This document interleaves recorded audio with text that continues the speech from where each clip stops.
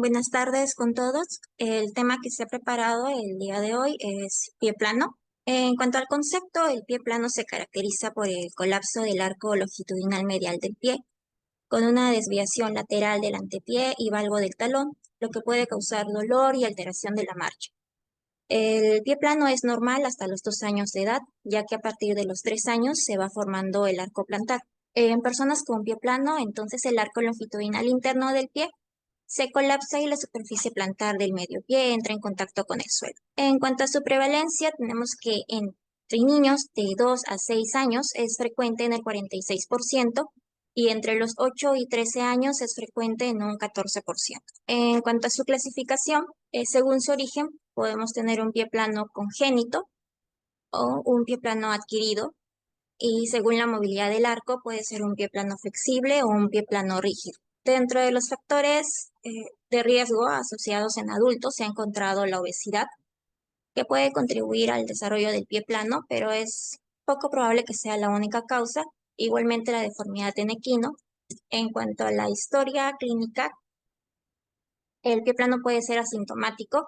En caso de ser un pie plano sintomático, lo más frecuente es un dolor en la región de la cabeza del astrágalo medial distal del tendón tibial posterior que se irradia a través del arco longitudinal medial. En cuanto a la evaluación, en el examen clínico vamos a realizarlo en dos etapas, primero en descarga y después con el pie en apoyo.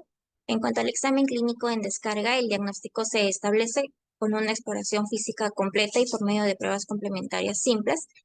Eh, en la primera fase, con el pie en descarga o el pie en reposo, empezamos con la búsqueda de zonas dolorosas en ciertas áreas como el arco plantar, el talón o el tobillo. Esto ayuda a identificar si hay inflamación, sobrecarga o problemas en los tendones o ligamentos. En cuanto a la inspección articular, hay que evaluar si hay deformidades, limitación del movimiento o laxitud. En cuanto a la inspección morfológica, podemos evaluar la forma general del pie, el arco plantar, el talón y también los dedos. También está la inspección cutánea, en la cual se revisa la piel buscando callosidades, enrojecimiento o zonas de roce. Esto nos indica áreas de sobrecarga o mala distribución al caminar. En la segunda parte del examen clínico en carga o con el pie en apoyo en bipedestación, tenemos la valoración estática, en el cual podemos evaluar la deformidad, si hay aplanamiento del arco longitudinal plantar, las prominencias óseas, la posición del talón, que por lo general se encuentra en valgo, o también podría ser en varo. La valoración de la flexibilidad del arco, si es que el arco se forma al ponerse en puntas, y la valoración de la marcha. Habría que identificar la presencia de zonas dolorosas o dificultad para la deambulación. Hay otras pruebas también que se pueden realizar para demostrar si el pie plano es flexible o no, como son la prueba de Jack para valorar la flexibilidad y la integridad ligamentaria. Esta prueba se evalúa extendiendo la primera falange del pie y si se forma el arco, entonces hablamos de un pie plano flexible, y en caso de que no se forme, hablamos de un pie plano rígido. También está la prueba de Rodríguez Fonseca. En los pies normales, cuando el paciente se coloca de puntas, el talón se coloca en varo. Esta corrección del valgo que va a pasar a varo es debida a la acción del tendón de Aquiles y al efecto del bloqueo por parte del fascículo posterior de la inserción del tibial posterior. Esta prueba demuestra la lesión del tibial posterior y también la posible presencia de una coalición tarsal. También está el signo de demasiados dedos, descrito por Kenneth Johnson. En este se recomienda colocar al paciente de espaldas al evaluador en bipedestación y con las piernas juntas, y observamos cómo la pronación del pie afectado hace que se vean más de 2 dedos por el lado externo. Hay otras pruebas complementarias como son el uso del podoscopio, que es útil para la visualización directa de la planta del pie de manera estática. En este se recomienda colocar al paciente de espaldas al explorador con apoyo bipodal, y se recomienda que estén los pies separados al menos 15 centímetros. Y podemos identificar la ausencia de arcos plantares, deformidades, hiperkeratosis, desviaciones en valgo del retropié. En el pie normal, la anchura de la parte central debe ser la mitad de la huella de la base de los dedos. También en cuanto a la podoscopía, tenemos la clasificación según Vidalot. En esta son 4 grados. En el pie plano de primer grado aparece una ampliación del apoyo externo de la bóveda plantar. En el pie plano de segundo grado hay un contacto con el borde interno del pie. Observamos que el arco ha cedido un poco, pero sin que haya una caída de la bóveda plantar. En el tercer grado ya el arco desaparece completamente. En el cuarto grado ya hablamos de un pie en balancín. Es mayor el apoyo de la bóveda al nivel medio que el apoyo anterior y posterior del pie. El diagnóstico del pie plano flexible o rígido se realiza clínicamente, pero también se pueden recomendar algunos estudios radiográficos en pacientes que no presentan datos de un pie plano flexible, sino de un pie plano rígido. Las imágenes pueden identificar causas estructurales y caracterizar la anatomía para la planificación del tratamiento.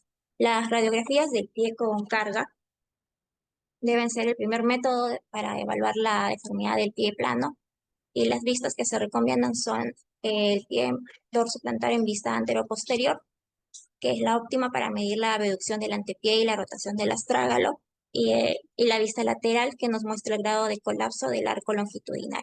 El más importante vendría a ser el ángulo de Moreau-Costa-Bartani.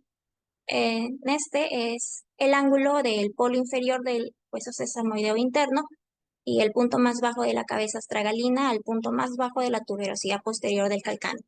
Su valor normal va de 120 a 130.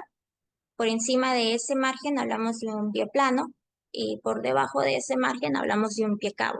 En cuanto al manejo, empezamos con un pie plano flexible.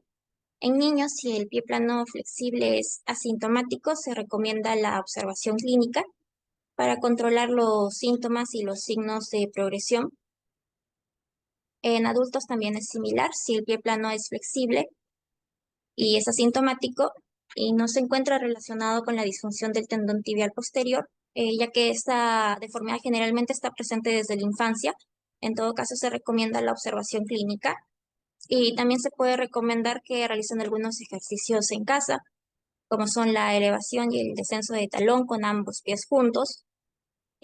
Cuando el paciente está sentado, también se le puede recomendar realizar círculos con el pie o coger objetos con los dedos del pie, como son lápices, canicas o toallas. Bueno, en caso de que en niños, si el pie plano es flexible o rígido y ya presenta síntomas, el tratamiento inicial también debe ser conservador en la mayoría, dependiendo de la causa subyacente de la deformidad. Las opciones pueden incluir medicamentos antiinflamatorios, modificaciones de la actividad, ortesis, hielo, masajes, modificaciones del calzado, ejercicios en fisioterapia y la pérdida de peso. Ya para los niños que tienen síntomas recalcitrantes o tienen una respuesta insatisfactoria a todas las medidas conservadoras, entonces consideramos la cirugía.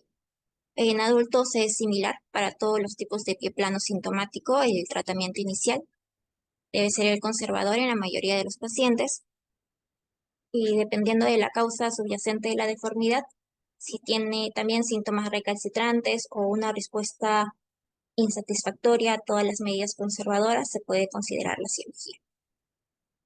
Entonces, para la mayor parte de los pies planos, el tratamiento de elección va a ser el conservador.